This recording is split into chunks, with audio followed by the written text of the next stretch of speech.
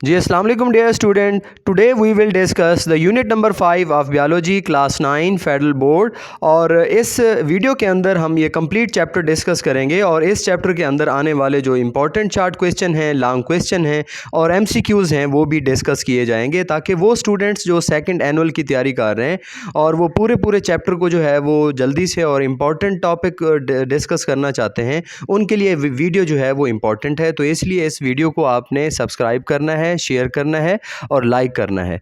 तो एक्चुअली हमारे unit number 5 का नाम है tissues, organs and organ system. सबसे पहले आपसे डिस्कस करते हैं कि टिश्यूज़ क्या होते हैं। डियर स्टूडेंट, टिश्यू जो है वो डिफरेंट सेल्स आपस में मिलकर टिश्यू बनाते हैं। वो क्वेश्चन माइंड में आता है कि डिफरेंट सेल्स आपस में मिलते क्यों हैं। वो इसलिए मिलते हैं क्योंकि उनका काम एक दूसरे से रिलेटेड है, तो इसलिए वो मिलकर टिश्यूज़ बनाते हैं। अब इसकी मिसाल क्या है? ब्लड एक आपका टिश्यू है, एपिथेलियल टिश्यू है, नर्वस टिश्यूज़ हैं और इसके बाद मस्कुलर टिश्यूज़ हैं। और ब्लड कैसे टिश्यू है? क्योंकि इसके अंदर डिफरेंट काइंड्स ऑफ सेल्स यानी कि red blood cells, white blood cells और प्लेट सेल्स मिलकर ये टिश्यू बनाते हैं। फिर उसके बाद आर्गन्स, आर्गन्स जो है वो डिफरेंट टिश्यूज़ जिनका काम एक दूसरे से मिलता जुलता हो, वो मिलकर ऑर्गन बनाते हैं। अब इसकी एग्जांपल क्या है? एग्जांपल जो है वो स्टमक है, जो कि ऑर्गन है और ये डिफरेंट काइंड्स ऑफ टिश्यू से मिलकर बना है। वो टिश्यूज़ कौन से हैं? एपिथेलियल टिश्यू है, मस्कुलर टिश्यू है और इसके साथ साथ नर्वस टिश्यू है, कनेक्टिव टिश्यू है। ये सारे मिलकर ऑर्गन स्टमक बनाते हैं। और इसी तरह अगर ऑर्गन मिलेंगे तो क्या बनेगा? ऑर्गन सिस्टम बनेगा। ऑर्गन सिस्टम की एग्जांपल क्या होती है या क्या हो सकती है? That is digestive system. तो सबसे पहले हम लेवल ऑफ ऑर्गेनाइजेशन पढ़ते हैं। लिविंग ऑर्गेनिज्म के अंदर लेवल ऑफ ऑर्गेनाइजेशन क्या हो सकता है? आपको बताते चलें बेटा, सबसे पहले जो स्मॉल पार्टिकल्स मिलकर जानदार की वजूद का जो है वो आगाज़ करते हैं, वो हैं सब एटॉमिक पार्टिकल्स। वो सब एटॉमिक पार्टिकल्स कौन से हैं? जो लिविंग ऑर्गेनिज्म के अंदर सबसे छोटी एंटिटी हैं, वो है बेटा इलेक्ट्रॉन, प्रोटॉन और न्यूट्रॉन।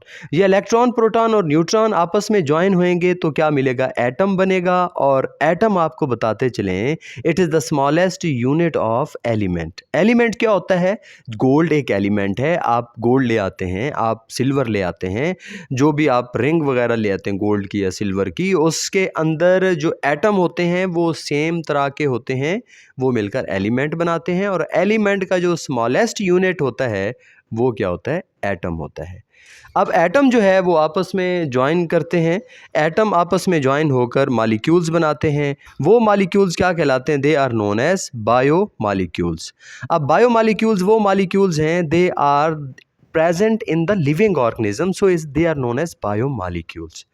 और बायोमॉलिक्यूल्स की एग्जांपल क्या है? वाटर आपके अंदर प्रेजेंट है, डीएनए प्रेजेंट है, कार्बोहाइड्रेट प्रेजेंट है, आपके मसल्स में प्रोटीन मौजूद है, आपके बॉडी में फैट है तो उसमें लिपिड मौजूद है। तो it means that all these are molecules and they are present in living organism, so they are known as biomolecules. Atoms join through bonding, they form biomolecules. और बायोमॉलिक्यूल्स आपस में ज्वाइन होते हैं, वो क्या बनाते हैं? ऑर्गेनेलीज बनाते हैं। ऑर्गेनेलीज क्या है? कि biomolecules assembles to form organelles. Organelles की मिसाल यहाँ पे आपको दी गई है, न्यूक्लियस और राइबोसोम। डियर स्टूडेंट, हर ऑर्गेनेली का आपको बताते चले एक अपना काम होता है। जिस तरह आर्मी की यूनिट्स होती हैं, उनमें डिफरेंट यूनिट्स अपना डिफरेंट फंक्शन परफॉर्म कर रही होती है। सेम इज़ दैट कि जो ऑर्गेनेलीज होती हैं डिफरेंट सेल्स के अंदर, वो अपना डिफरेंट फंक्शन जो है वो परफॉर्म कर रही होती हैं। इसी तरह आपको बताते चलें कि ये जो ऑर्गेनेलीज होती हैं सेल के अंदर मौजूद होती हैं, ये ऑर्गेनेलीज आपस में ज्वाइन होकर सेल बनाती हैं। सेल जो है that is the smallest unit of life. और इसके अंदर जो है इसकी सेल की आपको पता है डिफरेंट शेप्स हैं। मसल सेल की अपनी शेप है, वो लॉन्ग होते हैं। रेड ब्लड सेल्स की अपनी शेप है, ये राउंड होते हैं। तो इसका मतलब है हर सेल की अपनी शेप है, हर सेल का अपना फंक्शन है। मसल सेल एग्जांपल है, स्किन सेल है, नर्व सेल है। इनकी स्ट्रक्चर भी डिफरेंट है, इनके काम भी डिफरेंट हैं। अब ये सेल आपस में ज्वाइन होते हैं और मिलकर क्या बनाते हैं? Tissue. Group of cells having related function join to form tissue. अब टिश्यू की एग्जांपल क्या है? Muscle tissue, epithelial tissue, nervous tissue, connective tissue. ये क्या है? All these are the tissues. फिर उसके बाद नेक्स्ट है बेटा, टिश्यूज आपस में मिलते हैं तो ऑर्गन्स बनते हैं। Two or more type of tissue work together to form an organ. मिसाल क्या है? Heart, liver, stomach. स्टमक आपको पता है कि ये चारों तरह के टिश्यू स्टमक के अंदर प्रेजेंट हैं। तो जो है ये क्या है, एक आर्गन है जो कि डिफरेंट काइंड्स ऑफ टिश्यू से मिलकर बना है। नेक्स्ट है बेटा आर्गन सिस्टम। आर्गन्स आपस में ज्वाइन होकर आर्गन सिस्टम बनाते हैं। Group of organs having related functions combine to form organ system. Organ system की example digestive system, circulatory system है। और इसी तरह आर्गन सिस्टम आपस में ज्वाइन होकर क्या बनाते हैं, ऑर्गेनिज्म बनाते हैं। और उसकी एग्जांपल क्या है, ह्यूमन है और कौ है। These are the organisms. Next जो है वो बेटा हम पढ़ रहे हैं types of tissues in human body. Human body के अंदर कौन कौन से टिश्यूज जो है वो प्रेजेंट होते हैं। Actually there are 4 types of tissues in human body. Human body के अंदर 4 तरह के टिश्यूज हैं। वो कौन कौन से हैं, muscular tissue, epithelial tissue, nervous tissue and connective tissue.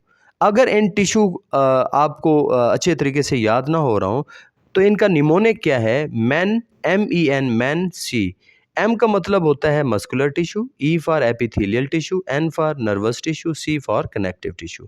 ये 4 टाइप्स ऑफ टिश्यूज़ हैं जो कि ह्यूमन बॉडी के अंदर प्रेजेंट हैं। इनको हम 1 बाय 1 डिस्कस करेंगे और इनकी टाइप्स को डिस्कस करेंगे। सबसे पहले है मस्कुलर टिश्यूज़। मस्कुलर टिश्यू की आगे फर्दर टाइप्स हैं 3 तरह की। They are skeletal muscles, smooth muscles और कार्डियक मसल्स। मसल टिश्यूज़ की टाइप्स याद ना हो रही हैं उनके लिए निमोनिक्स है SSC। जिस तरह के आपके मैट्रिक के एग्ज़ाम को SSC बोलते हैं, SSC बोलते हैं, इसलिए आपने याद कर लेना है मस्कुलर टिश्यूज़ की 3 types SSC। S for the skeletal muscles, second S for the smooth muscles and C for the cardiac muscles.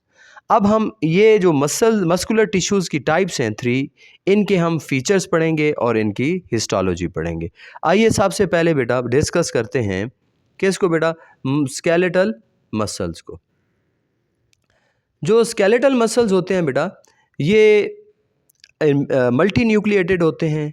ये हमारी बोन्स के साथ जो गोश्त लगा होता है ये एक्चुअली स्केलेटल मसल्स होते हैं और ये वॉलंटरी होते हैं, यानी कि इनका कंट्रोल हमारे बस में होता है। हम चाहें तो इनकी मूवमेंट करवा के, इनकी कंट्रैक्शन और रिलैक्सेशन करवा के मूवमेंट करें। और ये हमारे स्केलेटन यानी कि बोन्स के साथ अटैच होते हैं और ये स्ट्राइएटेड होते हैं। अगर ये देखें, ये जो आपको सेल नज़र आ रहा है that is the skeletal muscle cell और इसके अंदर देखो एक से ज़्यादा न्यूक्लियस है, 1 2 3 न्यूक्लियस। और ये मल्टी न्यूक्लिएटेड क्या है बेटा, सेल है। नेक्स्ट जो है वो बेटा हम पढ़ रहे हैं स्मूथ मसल। स्मूथ मसल क्या होते हैं, दे आर यूनी न्यूक्लिएटेड, यानी कि इनके अंदर एक न्यूक्लियस होता है और ये इनवोलेंट्री होते हैं। आपने माइंड में डिफरेंस रखना है, ये MCQ पूछा जाएगा कि ये जो स्मूथ मसल्स होते हैं ये इनवोलेंट्री होते हैं, इनका कंट्रोल हमारे बस में नहीं होता और ये हमारे जो डिफरेंट आर्गन्स हैं जिस तरह के स्टमक है, इंटेस्टाइन है, उनकी कवरिंग बनाते हैं और ये डिफरेंट केमिकल्स या म्यूकस जो है वो सेक्रेट करते हैं। ये यूनी न्यूक्लिएटेड है, जिस तरह के ये सेल है इसके अंदर ये न्यूक्लियस है, ये सेल है इसके अंदर न्यूक्लियस है और ये सब एक एक न्यूक्लियस के ऊपर मौजूद हैं। नेक्स्ट है बेटा कार्डियक मसल्स। कार्डियक जो वर्ड है एक्चुअली ये स्पेसिफिक है for the heart. Cardiac muscles ये वो गोश्त है, गोश्त की किस्म है जो कि आपके दिल में पाई जाती है। अगर इनके अंदर सेल्स देखोगे तो वो ब्रांच होंगे, ये भी यूनी न्यूक्लिएटेड हैं। Both smooth muscle and cardiac muscles are uninucleated, both are uninucleated और बोथ आर इनवोलंटरी। इनका कंट्रोल हमारे बस में नहीं है, लेकिन किसका कंट्रोल हमारे बस में है, स्केलेटल मसल्स। ये MCQ पूछा जाएगा बेटा। तो इसलिए आपको बताएं कि कार्डियक मसल जो है वो forms covering the wall of the heart और ये इस तरह के इसके सेल्स होते हैं अगर आप हिस्टोलॉजी को पढ़ें बेटा। नेक्स्ट जो है वो हम पढ़ रहे हैं बेटा नर्वस टिश्यू। नर्वस टिश्यू जो है वो उसकी टाइप्स भी हम पढ़ेंगे। नर्वस टिश्यूज़ हैं क्या, इनका बॉडी के अंदर काम क्या होता है। Nervous tissues, these are the tissues that control and coordinate body activity। ये बॉडी एक्टिविटी को कंट्रोल भी करते हैं, कोऑर्डिनेट भी करते हैं। ये टिश्यूज़ इनके कंपोनेंट्स हैं। कंपोनेंट्स मतलब चूंकि ये टिश्यू है तो ये टिश्यू जो है वो 2 तरह के सेल से मिलकर बना है। एक है नर्व सेल, दूसरा क्या है बेटा, न्यूरोग्लियल सेल। नर्व सेल क्या होते हैं, they carry the nerve impulse. ये नर्व इम्पल्स यानी कि मैसेज को from one part of the body to other part of the body लेकर जाते हैं ये नर्व सेल। लेकिन न्यूरोग्लियल सेल का क्या काम होता है, ये नर्व सेल की हेल्प करते हैं। ये न्यूरोग्लियल सेल, इनको सपोर्टिंग सेल्स भी कहा जाते हैं या इसको नॉरिशिंग सेल्स भी कहा जाता है। तो ये दो सेल्स मिलकर क्या बनाते हैं, नर्वस टिश्यू। अगर न्यूरॉन की डायग्राम देखें बेटा, तो ये न्यूरॉन की डायग्राम है, इसमें ये वाला जो पोर्शन है इसको बोलते हैं सेल बॉडी। सेल बॉडी के अंदर पार्ट्स हैं, ये वाला सेंटर में न्यूक्लियस है, ये डेंड्राइट्स हैं, these are the fibre of the cell body या these are the extension of the cell body. ये भी सेल बॉडी के नीचे भी एक्सटेंशन जा रही है, इसको एक्सॉन बोलते हैं, इसको डेंड्राइट्स बोलते हैं। ये न्यूक्लियस है, ये साइटोप्लाज्म है। ये जो ऊपर आपको कवरिंग नज़र आ रही है, that covering is known as myelin sheath. ये लिपिड की होती है और ये इस तरह इसके पार्ट्स हैं बेटा। नेक्स्ट जो हम टॉपिक पढ़ने जा रहे हैं बेटा, that is more important from examination point of view, कि क्वेश्चन उससे रिलेटेड जो है वो बन सकता है कि आपने जस्टिफाई करना है। क्या जस्टिफाई करना है कि जी आपका जो स्टमक है वो डिफरेंट ऑर्गन्स से मिलकर बना है। ये क्वेश्चन पूछा जाएगा फेडरल बोर्ड के अंदर। बेटा आप जस्टिफाई करो कि आप के बॉडी के अंदर जो स्टमक है वो डिफरेंट टिश्यू से मिलकर बना है। इसको हम थोड़ा सा बाद में डिस्कस कर लेंगे। इससे पहले जो है वो हम एपिथेलियल टिश्यू जो हैं ह्यूमन बॉडी के अंदर, उनको डिस्कस करते हैं। एपिथेलियल टिश्यूज़, इसकी डेफिनेशन क्या है? Epithelial tissues that covers body surface and internal organs. ये वो टिश्यूज़ होते हैं जो हमारी स्किन पर मौजूद हैं, जो हमारी बॉडी को कवर करते हैं और इंटरनल ऑर्गन्स को भी क्या करते हैं, कवर करते हैं। इनका फंक्शन क्या होता है? ये प्रोटेक्शन देते हैं, एब्जॉर्प्शन करते हैं, सेक्रीशन करते हैं और इसी तरह सेंसेशंस जो है वो इनका काम है फील करना। इनकी टाइप्स कितनी हैं? इसकी आपको बताते चलें 5 टाइप्स हैं।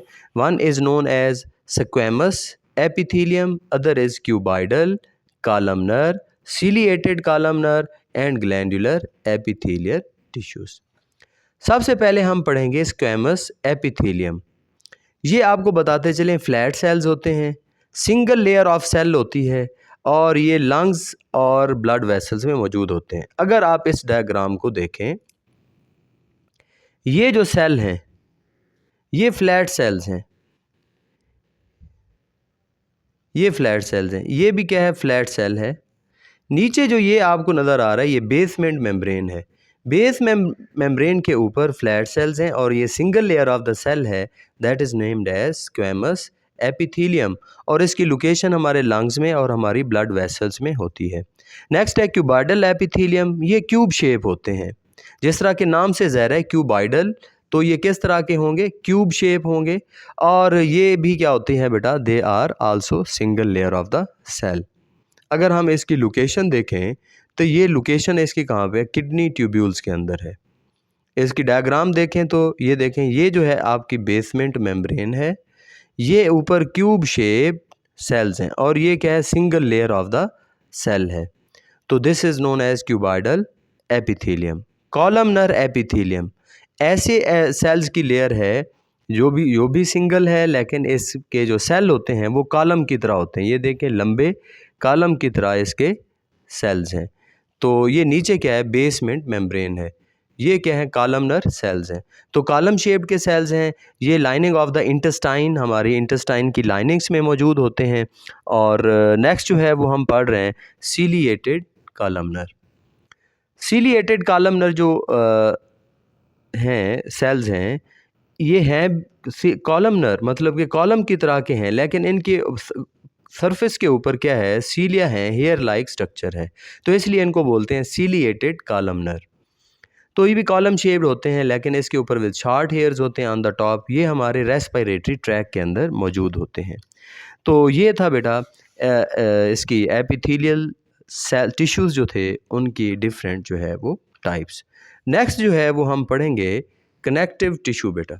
कनेक्टिव टिश्यू ये अपने आप को खुद डिस्क्राइब कर रहा है कि ये क्या करता है? डिफरेंट बॉडी के पार्ट्स को कनेक्ट करता है। Tissues that support, binds and connect different parts of the body is known as connective tissue. Function क्या है?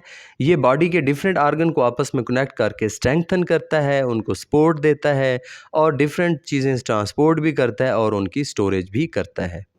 कनेक्टिव टिश्यू अगर आप आगे देखें तो इसकी फिर फर्दर टाइप हैं। एक प्रॉपर कनेक्टिव टिश्यू हैं, कुछ सपोर्टिव हैं हमारे बॉडी के अंदर, कुछ फ्लूइड हैं। जो प्रॉपर कनेक्टिव टिश्यूज़ हैं वो आगे फिर दो टाइप्स के हैं, लूज़ एंड डेंस। और जो सपोर्टिव टिश्यूज़ हैं जो हमें सपोर्ट देते हैं वो हमारी बोन्स हैं और हमारी कार्टिलेज। कार्टिलेज करी हड्डी को कहते हैं जो कि हमारे बाहर के कान में होती है, जिसको आप जिधर मोड़ लें मुड़ जाते हैं, ये कार्टिलेज कहलाता है। लूज़ और डेंस कनेक्टिव टिश्यूज़ क्या हैं, ये मैंने डिफरेंस लिखा है आपकी बुक के अंदर जो है वो वाज़े तौर पर नहीं लिखा हुआ, ये शार्ट क्वेश्चन भी आ सकता है। लूज़ कनेक्टिव टिश्यूज़ ये वो कनेक्टिव टिश्यूज़ होते हैं जिसके अंदर फ्यू फाइबर्स होते हैं और इनकी अरेंजमेंट क्या होती है, लूज़ अरेंजमेंट ऑफ सेल्स होती है और ये जो है वो ऑर्गन्स के अराउंड में कुशन बनाते हैं। ठीक है, जब आप जंप वगैरह करते हैं तो आपके ऑर्गन्स डैमेज नहीं होते, वो इसलिए डैमेज नहीं होते क्योंकि उनके इर्द गिर्द लूज़ कनेक्टिव टिश्यू की एक क्या होती है, कवरिंग होती है। नेक्स्ट है डेंस कनेक्टिव टिश्यू। डेंस इसलिए हैं क्योंकि इनके अंदर बहुत सारे कोलेजन फाइबर होते हैं और ये क्या करते हैं, प्रोवाइड स्ट्रेंथ करते हैं और रेजिस्टेंस जो है वो प्रोवाइड करते हैं। उसकी एग्जांपल क्या है, टेंडान्स और लीगामेंट्स। टेंडान्स कहाँ पे होते हैं, ये वो पट्टियाँ होती हैं या वो डेंस कनेक्टिव टिश्यूज़ होते हैं जो क्या करते हैं बेटा, हमारे जो मसल्स हैं, गोश्त हैं, हम उसको हमारी हड्डियों के साथ जोड़ते हैं, they are known as tendons. और लीगामेंट्स क्या करते हैं, ये फिंगर्स जो होती है इनके बीच में होते हैं, फिंगर के एक पार्ट को दूसरे पार्ट से जोड़ते हैं, यानी कि अगर ये एक फिंगर है, इसके इस पार्ट को इस पार्ट के साथ जिसने बीच में जोड़ा हुआ है, that is known as ligaments. और लीगामेंट्स क्या होते हैं, डेंस टिश्यूज़ होते हैं। बाकी बोन का आपको पता है, बोन कम्पैक्ट होती है, स्पॉन्जी होती है, स्पॉन्जी के अंदर छोटे छोटे पोर्स होते हैं, कम्पैक्ट के अंदर पोर्स नहीं होते। और जो फ्लूइड टिश्यू है आपके बॉडी के अंदर, दैट इज़ ब्लड। ब्लड भी आपके डिफरेंट बॉडी पार्ट्स को ब्लड प्रोवाइड करके आपस में कनेक्ट करता है, that is also the type of the connective tissue.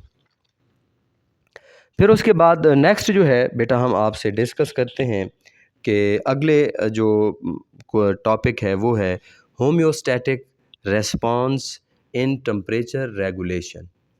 Homeostatic response in temperature regulation. सबसे पहले हम होम्योस्टैसिस को पढ़ते हैं कि होम्योस्टैसिस एक्चुअली क्या है। Maintaining the internal conditions of the body. अगर हम अपने बॉडी की इंटरनल कंडीशंस को मेंटेन करना चाहते हैं, इंटरनल कंडीशंस के अंदर क्या आता है, हमारा टेम्परेचर। अगर हम टेम्परेचर मेंटेन करना चाहते हैं, हम वाटर का बैलेंस मेंटेन करना चाहते हैं, साल्ट्स का लेवल मेंटेन करना चाहते हैं, पीएच का लेवल मेंटेन करना चाहते हैं और अपने ग्लूकोज का लेवल ब्लड के अंदर मेंटेन करना चाहते हैं, that all is called as homeostasis. अब हम आपकी बुक के अंदर जिस तरह के एग्जांपल गिवन है कि अगर टेम्परेचर हाई हो जाए तो हाई टेम्परेचर में हमारी स्किन कैसे टेम्परेचर को रेगुलेट करके और हमारे बॉडी का टेम्परेचर मेंटेन करती है। सबसे पहले हम पढ़ेंगे स्टिमुलाई। स्टिमुलाई क्या होता है, चेंज इन एक्सटर्नल कंडीशन। जिस तरह के आउटर इन्वायरमेंट में टेम्परेचर चेंज होता है, that is known as stimuli. इसको डिटेक्ट करेंगे हमारे स्किन के अंदर नर्व सेल। वो नर्व सेल्स क्या हैं, सेंसर्स हैं, वो डिटेक्ट करेंगे। डिटेक्ट करके किसके थ्रू देंगे, सेंसरी न्यूरॉन को देंगे वो इन्फॉर्मेशन, और वो इन्फॉर्मेशन किसके पास जाएगी, फिर ब्रेन के पास जाएगी। ब्रेन जो है वो सेंट्रल कंट्रोल सेंटर है और उसका एक पार्ट हाइपोथैलेमस होगा। वो क्या करेगा, सेंसरी न्यूरॉन से आने वाली इन्फॉर्मेशन को प्रोसेस करेगा और एक्टिवेट करेगा इफ़ेक्टर्स को कि आप हाई टेम्परेचर के अगेंस्ट कोई मैकेनिज़्म जो है वो स्टार्ट करो जिससे आप बॉडी का टेम्परेचर मेंटेन हो जाए। तो इससे क्या होंगे, स्वेट ग्लैंड, जो पसीने के ग्लैंड्स होंगे हमारी स्किन के नीचे वो एक्टिव हो जाएंगे और वैसोडाइलेशन होगी, यानी कि ब्लड की फ़्लो जो है हमारे हैंड्स, फीट और हेड की तरफ जो है वो इंक्रीज़ हो जाएगी ताकि इन हिस्सों की तरफ ब्लड फ़्लो ज़्यादा हो और एनर्जी जो है वो हीट की शक्ल में लॉस हो और बॉडी का टेम्परेचर जो है वो मेंटेन हो। That is the homeostatic response in temperature regulation. फिर उसके बाद हम अगला टॉपिक जो है वो हम डियर स्टूडेंट्स पढ़ने जा रहे हैं। तो अगले टॉपिक का नाम है that is the plant tissues. हमारे बॉडी के अंदर जो जो टिश्यूज़ मौजूद हैं वो तो हमने पढ़ लिए कि ह्यूमन बॉडी के अंदर 4 तरह के टिश्यूज़ हैं। वो है मस्कुलर, एपिथेलियल, नर्वस और कनेक्टिव। प्लांट्स के अंदर कौन से टिश्यूज़ हैं? तो प्लांट के टिश्यूज़ को हम पढ़ते हैं। Different cells having related functions, के डिफरेंट सेल्स जिनका काम एक दूसरे से मिलता जुलता हो, मिलकर क्या बनाते हैं, टिश्यू बनाते हैं। ऑर्गन क्या होता है कि different tissues having related functions, different tissues जिनका काम एक दूसरे से मिलता जुलता है, ज्वाइन टू फॉर्म ऑर्गन। अब प्लांट टिश्यूज़ जो है वो कितने टाइप के हैं, ये 3 तरह के होते हैं। ह्यूमन बॉडी के अंदर 4 तरह के होते हैं। तो ये कौन से हैं 3 तरह के? Dermal plant tissue, ground plant tissues and vascular plant tissue. इसको याद करना हो तो एक निमोनिक्स है DGV। तो DGV से क्या मतलब है? डी से मतलब है डर्मल टिश्यू, जी से मुराद है ग्राउंड टिश्यू और वी से मुराद है वैस्कुलर टिश्यूज़। डर्मल टिश्यू जिस तरह के नाम से ज़ाहिर है, डर्म्स का मतलब स्किन होता है कि ये हमारी एक प्रोटेक्टिव कवरिंग यानी कि स्किन बनाने में हमारी नहीं बल्कि प्लांट्स की कवरिंग बनाने में रोल प्ले करते हैं। रूट, स्टेम और लीव्स की कवरिंग बनाने में जो है वो इस्तेमाल होते हैं। फिर उसके बाद है ग्राउंड टिश्यूज़। ये कहाँ पे होता है? ये डर्मल और वैस्कुलर टिश्यूज़ के बीच में होते हैं और इसके अंदर 3 तरह के सेल्स होते हैं। ग्राउंड टिश्यूज़ के अंदर वो 3 तरह के सेल्स कौन से हैं, वो बेटा डिस्कस करते हैं। One is known as parenchyma cells, collenchyma cells और स्क्लेरेन्काइमा सेल्स। पैरेन्काइमा सेल्स क्या होते हैं? ये स्टोरेज करते हैं फूड और वाटर की और फोटोसिंथेसिस करते हैं। कोलेनकाइमा क्या होते हैं? ये मैकेनिकल स्ट्रेंथ देते हैं। जिस तरह के ये लीव है, लीव्स के सेंटर में ये जो आपको नज़र आ रही है that is known as midrib. Midrib जो है वो भी कोलेनकाइमा सेल से मिलकर बनी होती है। ये लीफ को सपोर्ट प्रोवाइड कर रही है। फिर उसके बाद नेक्स्ट है स्क्लेरेन्काइमा सेल्स। ये रिजिड होते हैं, मैकेनिकल सपोर्ट प्रोवाइड करते हैं और ये वुड के अंदर मौजूद होते हैं। और ये जो आलमंड है या वालनट है उसका जो सीड कोट है उसके अंदर भी क्या होते हैं, ये स्क्लेरेन्काइमा सेल्स होते हैं। तो ये प्लांट टिश्यूज़ हैं। फिर उसके बाद वैस्कुलर टिश्यू की बात करते हैं। वैस्कुलर टिश्यू में कौन से आते हैं बेटा? फर्दर 2 आते हैं। Consist of xylem and phloem. Xylem क्या होता है बेटा? Responsible for the transport of water, salts and minerals. और फ्लोएम का क्या फंक्शन होता है? Transport of sugar. ये शुगर की ट्रांसपोर्ट करते हैं। फिर हम आगे पढ़ते हैं प्लांट आर्गन्स कौन से हैं। प्लांट आर्गन्स की अगर बात करें तो different tissues having related functions join to form organ, के मुख्तलिफ टिश्यूज़ जिनका काम एक दूसरे से मिलता जुलता हो आर्गन बनाते हैं। क्या प्लांट्स में भी आर्गन होते हैं? जी, प्लांट्स में भी आर्गन होते हैं। जिस तरह के लीफ एक आर्गन है, स्टेम एक आर्गन है, रूट एक आर्गन है। तो लीफ क्या करता है आपको पता है? फोटोसिंथेसिस करता है। स्टेम क्या करता है? ये ऊपर वाले हिस्से जो हैं पौधे के, ज़मीन के अंदर नहीं बल्कि पौधे के ऊपर वाले हिस्से, उनमें जो लीफ आ जाता है उसमें ब्रांचेज़ आ जाती हैं, उसमें फ्रूट आ जाता है, उसमें फ्लावर आ जाते हैं, उनको सपोर्ट करते हैं स्टेम और ट्रांसपोर्ट करती है सब्सटेंसेस को। यानी कि स्टेम के अंदर जो जाइलम और फ्लोएम होता है वो मटेरियल को ट्रांसपोर्ट करता है रूट से अपर पार्ट्स की तरफ। रूट क्या करती है? ज़मीन के अंदर पौधे को गाड़े रखती है और ज़मीन से मिनरल्स, साल्ट्स और वाटर को एब्जॉर्ब करती है। क्या प्लांट्स के आर्गन्स आपस में मिलकर आर्गन सिस्टम बना सकते हैं? जी, प्लांट्स के आर्गन जो है वो मिलकर क्या बनाते हैं? आर्गन सिस्टम बनाते हैं। कैसे बेटा? कि different organs combine to form organ system, जिस तरह के रूट सिस्टम और shoot system. Root system underground होता है, ज़ेर ज़मीन होता है। ये क्या करता है? प्लांट को ज़मीन में गाड़े रखता है और इसके साथ एब्जॉर्ब करता है वाटर, मिनरल और साल्ट्स को। शूट सिस्टम क्या होता है? ग्रोज अबव द ग्राउंड, ये ज़मीन से ऊपर होता है, ये एब्जॉर्ब करता है सनलाइट को, ठीक है, और फिर इसके बाद ये प्लांट के अपर पार्ट को सपोर्ट भी देता है। शूट सिस्टम फर्दर 2 पार्ट्स में डिवाइडेड है। One is known as reproductive part and other is known as vegetative part. Vegetative parts वो पार्ट्स होते हैं which do not take part in the reproduction, जो रिप्रोडक्शन में हिस्सा नहीं लेते। दे आर वेजिटेटिव पार्ट्स, जिस तरह के लीव्स हैं, स्टेम है, रूट है। ये MCQ पूछा जाएगा कि कौन से वेजिटेटिव पार्ट्स होते हैं? लीव, स्टेम और रूट्स। रिप्रोडक्टिव पार्ट्स वो होते हैं जो take part in the reproduction, जो रिप्रोडक्शन में हिस्सा लेते हैं। वो प्लांट के कौन से पार्ट हैं? That is flower. फ्लावर के अंदर मेल और फीमेल आर्गन्स होते हैं, वही रिप्रोडक्शन करते हैं और फिर उसके बाद उनसे सीड बनता है रिप्रोडक्शन के बाद, या फ्रूट बनता है, या फ्रूट और सीड दोनों भी बन सकते हैं। तो ये था प्लांट टिश्यूज़। आगे नेक्स्ट जो है वो हम डियर स्टूडेंट्स पढ़ने जा रहे हैं, that is an important topic, वो है structure and function of leaf cells. Leaf जो है उसकी हम स्ट्रक्चर पढ़ेंगे, फिर उसके बाद हम उसके फंक्शन पढ़ेंगे और उसके अंदर जो सेल्स हैं वो पढ़ेंगे। सबसे पहले आपको मैं डायग्राम जो है वो बना के देता हूँ ताकि आपको जो कन्फ्यूजन है फर्दर वो रिमूव हो जाए कि सेल्स कौन कौन से मिलकर ये लीफ की स्ट्रक्चर बनाते हैं। सबसे पहले मैं आपको बताता चलूँ, जो हम देखते हैं लीफ को, वो इस तरह से है।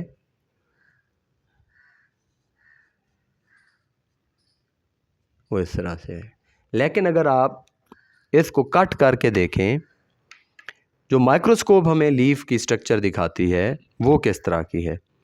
माइक्रोस्कोप कहती है कि ये जी आपको लीफ के जो ऊपर कवर नज़र आता है इसमें सेल्स की एक लेयर होती है, और ये सेल्स क्या होते हैं, दे आर फ्लैट सेल्स। इनका नाम उन्होंने दिया है एपिडर्मल सेल्स, तो मैं इसका एब्रीविएशन यूज़ करूँगा, एपिडर्मल सेल। ये एपिडर्मल सेल जो है क्या करते हैं, एक केमिकल रिलीज़ करते हैं जिसका नाम है क्यूटिन। ये क्यूटिन जो है वो रिलीज़ करते हैं।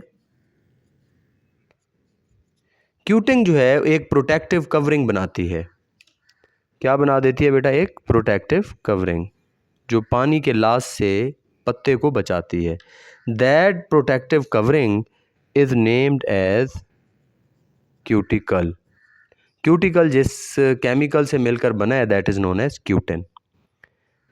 फिर उसके नीचे ये सिलेंड्रिकल सेल्स हैं जिनके बीच में आप देख रहे हैं गैप नहीं है,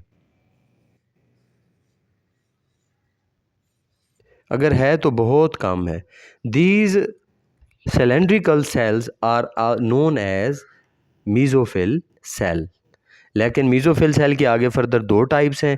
ये जो सिलेंड्रिकल हैं they are known as palisade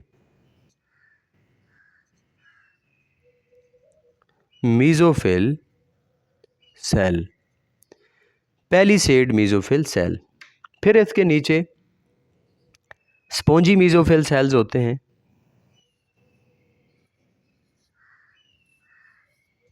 ये स्पॉन्जी मीज़ोफिल सेल हैं।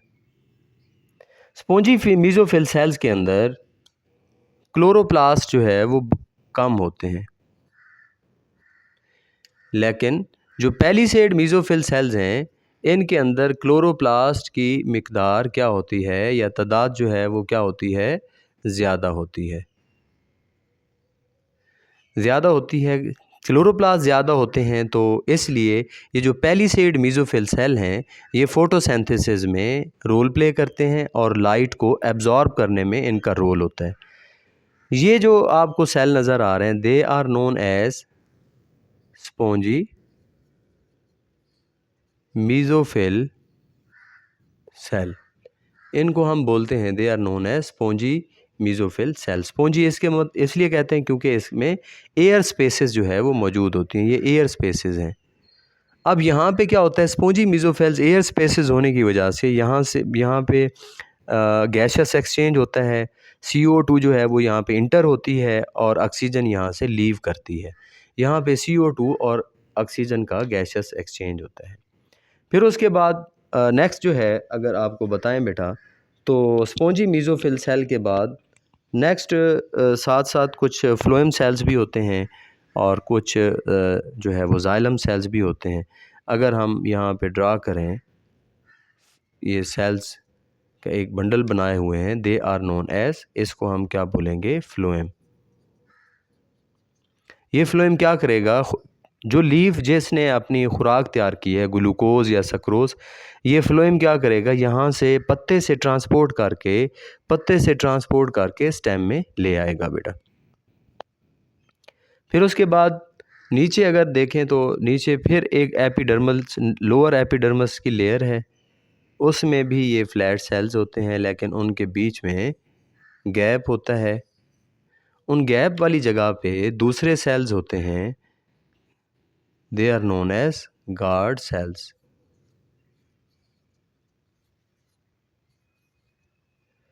जी, ये जो आपको सेल नज़र आ रहे हैं, they are known as guard cells. इन गार्ड सेल्स के बीच में जो स्पेस है, इसको बोलते हैं स्टोमा। ठीक है, अब ये वो जगह है जहाँ से ऑक्सीजन जो है वो क्या होती है, इंटर होती है, सॉरी CO2 इंटर होती है और ऑक्सीजन जो है वो बाहर जाती है फोटोसिंथेसिस के मामले में। अगर ये रेस्पिरेशन कर रहा है लीफ, तो इधर से ऑक्सीजन इंटर होगी और CO2 जो है वो क्या होगी, बाहर आएगी। तो ये बेसिकली स्ट्रक्चर है। आइए हम इसको डिटेल के साथ आगे पढ़ते हैं। तो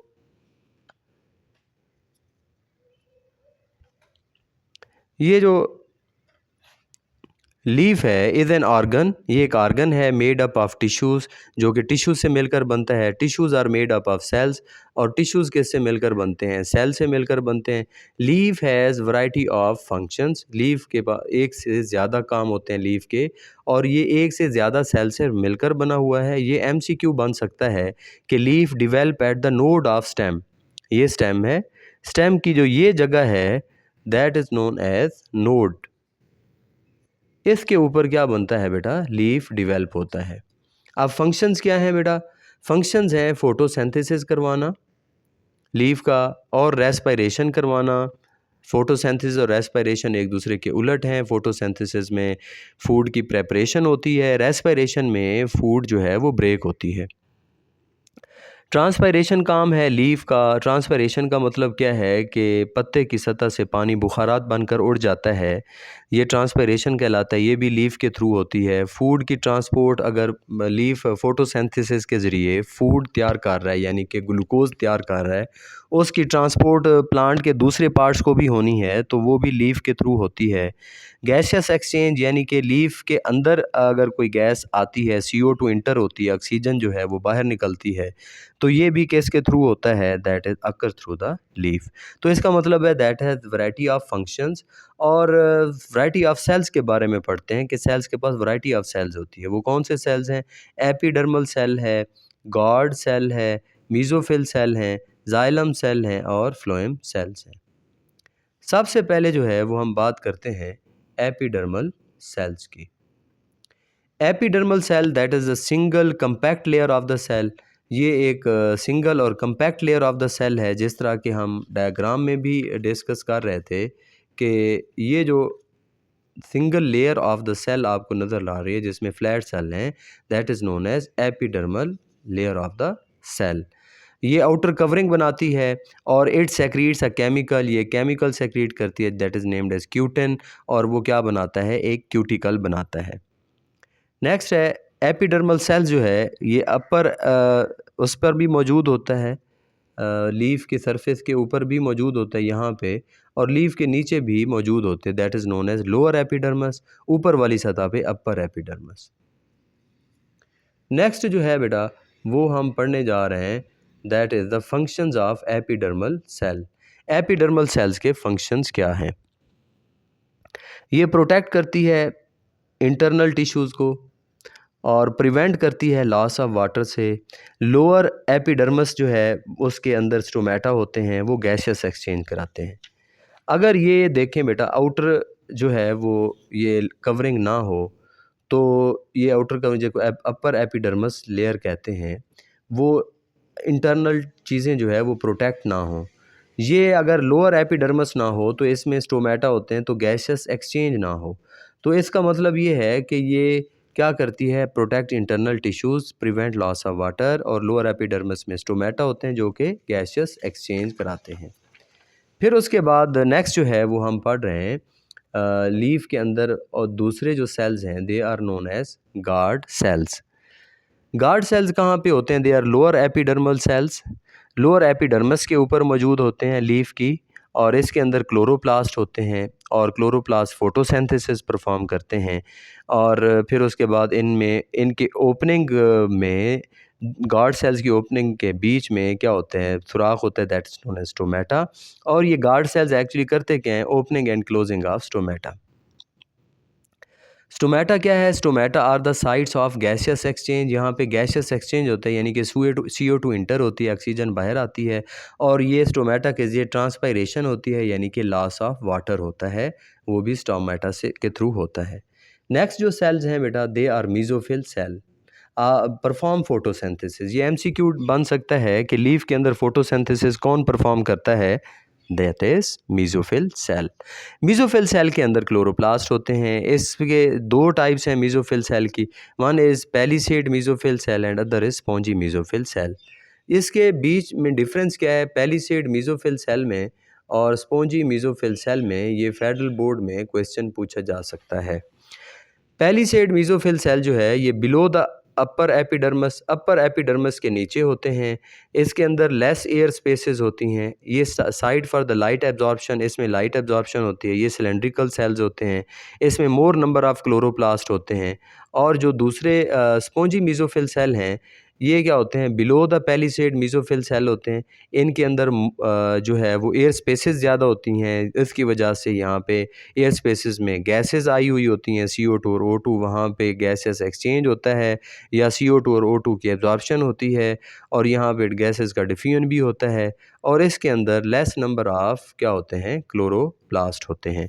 तो ये था मीजोफिल सेल। और फिर नेक्स्ट जो है वो हम लास्ट सेल्स पढ़ने जा रहे हैं, जो कि किसके अंदर मौजूद हैं, जो कि लीफ के अंदर मौजूद हैं। One is xylem and other is phloem. Xylem जो है दे लॉन्ग और डेड सेल हैं, और इनका काम क्या है, ट्रांसपोर्ट करते हैं वाटर और मिनरल्स को, और ये रूट से लीफ की तरफ वाटर को लेके जाते हैं। ये फूड की ट्रांसपोर्ट करते हैं फ्लोएम सेल्स, और ये लीफ से दूसरे प्लांट पार्ट्स को फूड की ट्रांसपोर्ट करते हैं। तो that is about the today's topic.